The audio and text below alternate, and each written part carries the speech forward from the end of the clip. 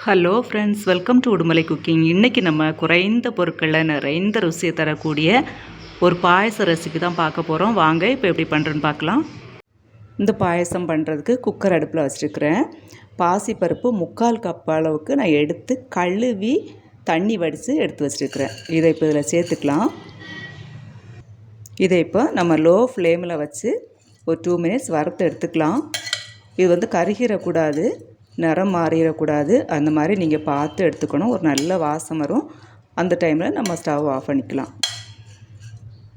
பாருங்கள், லோ ஃப்ளேமில் வச்சு 2 மினிட்ஸ் நம்ம வறுத்துருக்கோம்.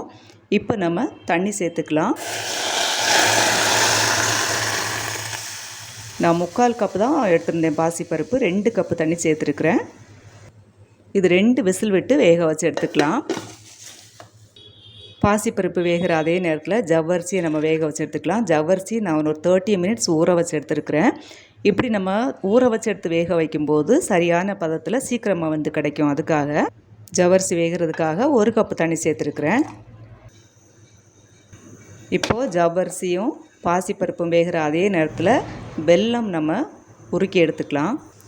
தேவையான அளவு வெல்லம் நான் ஒரு 1.5 கப் அளவுக்கு வெல்லம் எடுத்துருக்கிறேன்.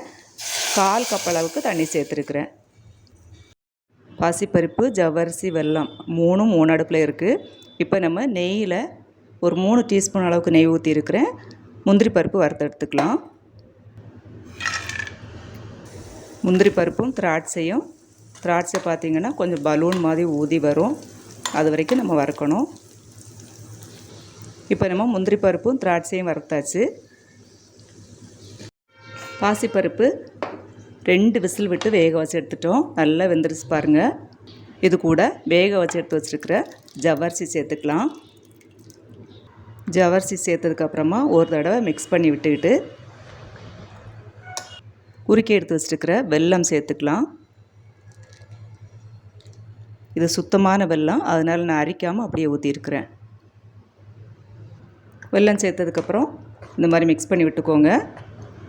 கடைசியாக இதில் தேங்காய் பால் சேர்த்துக்கலாங்க.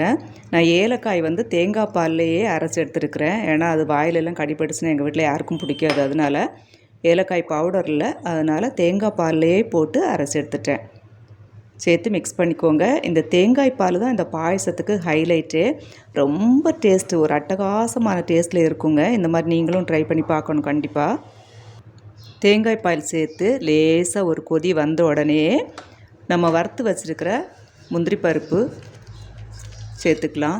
முந்திரி பருப்பு திராட்சை சேர்த்து மிக்ஸ் பண்ணி விட்டுக்கலாம். அவ்வளோதாங்க.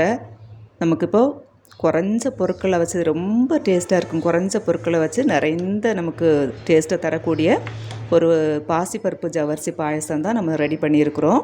இதே மாதிரி நீங்களும் வீட்டில் ட்ரை பண்ணி பாருங்கள். ரொம்ப ரொம்ப டேஸ்ட்டாக இருக்கும். ஓகே ஃப்ரெண்ட்ஸ், இந்த வீடியோ உங்களுக்கு பிடிச்சிருந்துச்சுன்னா உடுமலை குக்கிங்க்கு சப்ஸ்கிரைப் பண்ண மறந்துடாதீங்க.